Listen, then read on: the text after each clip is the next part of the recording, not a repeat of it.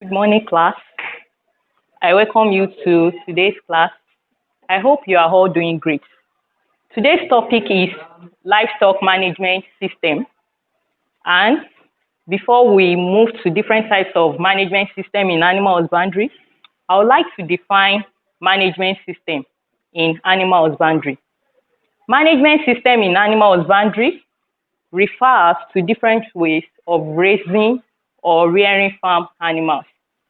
And we have three major types of management system in animal husbandry. The first one is the extensive system, the second one, intensive system, and the third one, semi-intensive system. All these systems, they have their advantages and disadvantages. Extensive system. I want to start by giving you the definition of the extensive system of rearing animals. The extensive system of rearing farm animals is when animals are left to range on a free land, whereby animals are not confined to a particular location or in a particular housing. Extensive system of animal husbandry, it can also be called the traditional system, and it is the most popular system in Nigeria. Most of the time, you see this system that are being practiced in the villages. Extensive system. Advantages of extensive system. The first advantage of extensive system is that it is cheap because there is no cost of feeding, medication, and housing. So it is very cheap. Then the second advantage is that labor input is very low. Labor input is very low. There is no need to employ skilled labor or unskilled labor since the animals are left to range on a free land. Then the third point, returns may be relatively high compared to the amount of investment. Since there is no money that is being invested, so the return is very high. Then the fourth point, the fourth advantage, land that is not suitable for cropping can be used for extensive system of managing farm animals. Then let's move to the disadvantages of extensive system. Disadvantages of extensive system. Number one, animals are not properly taken care of. There is no form of medication, there is no feeding, no good housing, and there is no veterinary care. Then the second disadvantage, cultivated crops are destroyed. Since animals are left to roam about freely, crops can easily be destroyed. Then the third point, theft is high under this system. Animals that are left to roam about, they can easily be stolen. The fourth point, animal disease is very high. Example of those diseases, there are zoonotic diseases, animal diseases that can be transmitted from human to animals or animals to humans. An example of this type of diseases are salmonellosis, bird flu, etc. Then the fifth point, disadvantage of rearing animal under the extensive system is animals can be affected by bad weather. Since they don't have a form of housing and they roam about freely, the weather can easily affect them, and this will affect their production. The sixth point, record keeping is very difficult under this extensive system. It is not easy to keep proper record of animals that are reared under this system because you cannot easily know the sex of the animal. You cannot know when the animal is pregnant. You cannot easily identify sick animals when they are reared under the extensive system.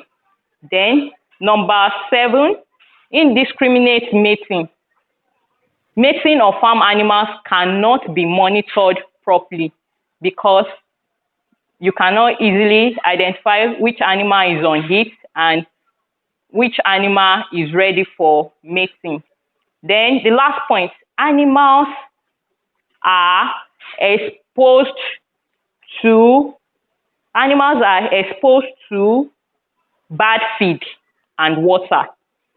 Their feeding habits cannot be controlled because they have access to different types of forages. And we have, among these forages, we have some that are poisonous to these animals, which can be harmful to them. So animals, they are exposed to bad feed. Let's move to the intensive system of management. The intensive system of management is when animals, they are confined in a particular house and they are properly monitored. Animals are confined in a particular house and they are properly monitored. And one of the advantages of this system is that there is high feed efficiency. There is high feed efficiency and there is control of diseases. There is control of diseases and parasites. Then the third point is record. It is easy to keep record in intensive system of management. Proper farm record can easily be taken. When animals are confined in a particular house, you can easily identify the sex. You can easily know when the animal is pregnant. You can easily know when the animal is ready for mating, when the animal is on it, unlike the extensive system, whereby you cannot easily identify those animals. Then the fourth point, disease can easily be controlled. Then feeding and feed can easily be monitored because you can determine the type of feed you want to give your animal at a particular time. So animals' feed can easily be monitored. Then the last point, management of sick animals is very easy. It is easy to manage sick animals. So animals that are sick, you can easily separate them or isolate them from those animals that are normal. Then disadvantages of intensive system. The first point, disease spread easily because animals, they have close contact with each other. In a place where you don't have enough space whereby there are so many animals in a particular house, disease can easily be transmitted. Then the second point, there is reliable market for animal products. There is reliable market for animal products. Then the third advantage of the third disadvantage of intensive system, labor cost is high. Labor cost is high because if you employ skilled labor and unskilled labor, you have to pay them. So the labor cost is high, unlike the extensive system whereby you don't need to pay anybody to feed your animals, since the animals, they roam about to feed by themselves. Then the fourth point, there is high financial outlay for housing feeding because before you can practice intensive system, you have to have a house, a good house for your animal. So you need to invest in it. You need capital, high capital for it. Then medication, then they are feeding too. You need to give them the normal medication for them to produce well.